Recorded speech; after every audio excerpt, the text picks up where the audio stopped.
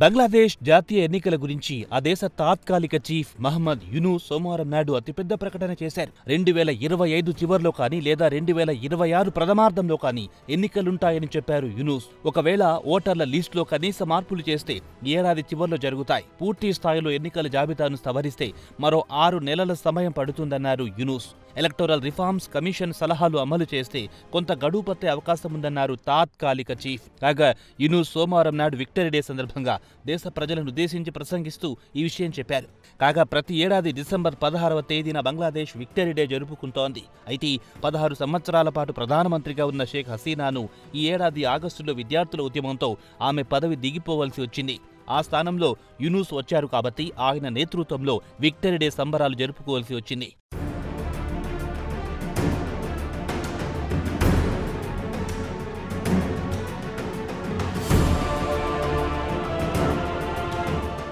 ఇక victory day సంబరాలకు తూర్పు Timor president Nobel బహుమతి విజేత జోస్ రామోస్ హోర్టీ ముఖ్య అతిథిగా వచ్చారు. ఆయనకు యూనూస్ ఘన స్వాగతం పలికారు. ఆయన గురించి ప్రస్తావిస్తూ రామోస్ హోర్టా తన దేశ స్వాతంత్ర్యం కోసం పోరాడారని చెప్పారు. బంగ్లాదేశ్ లిబరేషన్ వార్కు ప్రేరణ పొంది 2022లో ఈస్ట్ టైమూర్కు స్వాతంత్ర్యం సంపాదించి పెట్టారని యూనూస్ వివరించారు. డాక్టర్ యూనూస్ ఇటీవల యూరోపియన్ యూనియన్కు చెందిన 19 మంది అంబాసిడర్లను మొట్టమొదటిసారి కలిశారు. కాగా ఈయూకు చెందిన అందరూ అంబాసిడర్ను ఢాకాకొచ్చి తమ ప్రభుత్వంతో కలిశారు. ఇంతమంది అంబాసిడర్లు వచ్చారంటే వీరంతా బంగ్లాదేశ్కు మద్దతు ఇస్తున్నట్లే కదా అని యూనూస్ దేశ ప్రజలను ఉద్దేశించి ప్రసంగిస్తూ చెప్పారు. విదేశీ రాయబారులను కలవడం చారిత్రక ఘట్టం. అయితే ఈయూకు సంబంధించి రాయబార కార్యాలయాలన్నీ ఢిల్లీలో ఉన్నాయి. అయితే చాలా మంది విదేశీ రాయబారులకు ఢాకా ఎలా ఉంటుందో కూడా తెలియదు. ఇంతమంది ఒకేసారి రావడం అంటే యూరోపియన్ యూనియన్ బంగ్లాదేశ్కు పూర్తి అండగా ఉంటుంది, సహాయ సహకారాలు అందిస్తుందన్న సందేశం ఇచ్చినట్టేనని యూనూస్ దేశ ప్రజలను ఉద్దేశించి ప్రసంగిస్తూ చెప్పారు.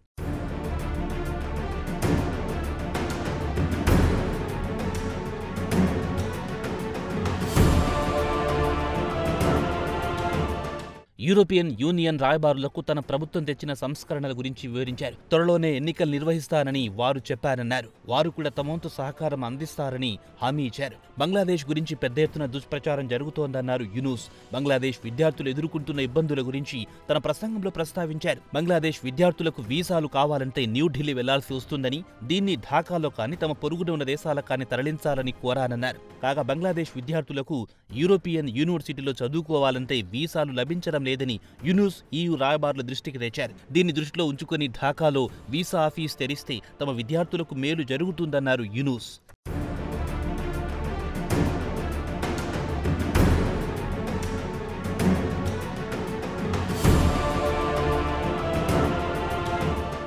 బంగ్లాదేశ్ ఆర్థిక వ్యవస్థ గురించి కూడా ప్రస్తావించారు. బంగ్లా ఆర్థిక వ్యవస్థ క్రమంగా పుంజుకుంటోంది. తాత్కాలిక ప్రభుత్వం డోనార్ ఏజెన్సీలో నమ్మకం కుదిర్చిందన్నారు. వరల్డ్ బ్యాంకుల్లో కూడా బంగ్లాదేశ్పై నమ్మకం కుదిరేలా విజయం సాధించామన్నారు యూనూస్. బంగ్లాదేశ్ భవిష్యత్తు ఆర్థిక వ్యవస్థపై ప్రపంచ బ్యాంకు కూడా నమ్మకం కుదిరింది. దీంతో తమను ఆర్థికంగా ఆదుకుంటామని ఫైనాన్షియల్ పార్ట్నర్షిప్ కు ఆసక్తి చూపుతున్నాయన్నారు. క్రమంగా దేశ ఆర్థిక వ్యవస్థ బలపడుతోందన్నారు. తాత్కాలిక ప్రభుత్వ చీఫ్ గా అధికారం చేపట్టినప్పుడు దేశ ఆర్థిక వ్యవస్థ అత్యంత బలహీనంగా ఉందన్నారు. గత 4 నెలల నుంచి ఆర్థిక వ్యవస్థను గాడిన పెట్టామన్నారు. క్రమశిక్షణ, నమ్మకం వల్ల బ్యాంకింగ్ రంగం గాడిన పడిందన్నారు. దేశంలో ఒక్క బ్యాంకు కూడా మూతపడలేదు. అత్యంత బలహీనమైన బ్యాంకు కూడా నిలదొక్కుందన్నారు బంగ్లాదేశ్ తాత్కాలిక చీఫ్.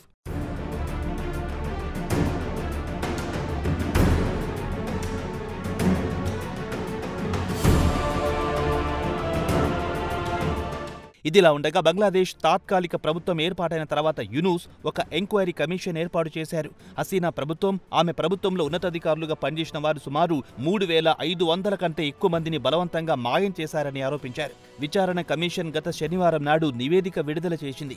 మాజీ ప్రధాని షేక్ హసీనా హస్తముందనేందుకు సాక్ష్యాలు కూడా ఉన్నాయని మహమ్మద్ యూనూస్ ప్రభుత్వం శనివారం నాడు ఒక ప్రకటనలో తెలిపింది. అన్ఫోల్డింగ్ ట్రూత్ పేరుతో ఒక నివేదిక విడుదల చేశారు. దేశంలో విద్యార్థుల ఉద్యమం తారాస్థాయికి చేరినప్పుడు కొంతమందిని బలవంతంగా మాయం చేశారని నివేదికలో పేర్కొన్నారు. మాజీ మిలిటరీ ఉన్నతాధికారులతో పాటు పోలీసు ఉన్నతాధికారుల ప్రమేయం ఉందని నివేదిక వివరించింది.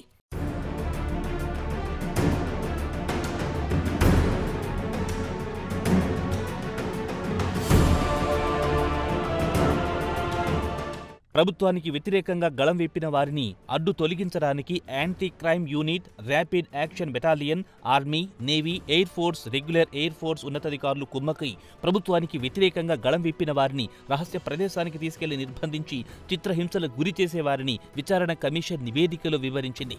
ఢాకా చుట్టుపక్కల మొత్తం 8 డిటెన్షన్ సెంటర్లున్నాయని తెలిపారు. మార్చిలో మరో మధ్యంతర నివేదిక విడుదల చేస్తామని విచారణ కమిషన్ పేర్కొంది. కాగా హస్తినాపై వచ్చిన ఆరోపణలను పూర్తిగా విచారణ చేపట్టారంటే కనీసం ఏడాది సమయం పడుతుందని కమిషన్ అధికారులు చెప్పారు. కాగా విచారణ అధికారులను యూనుస్ ప్రశంసలతో ముంచెత్తారు. మీకు కావలసిన సహాయ సహకారాలు అందిస్తామని హామీ ఇచ్చారు.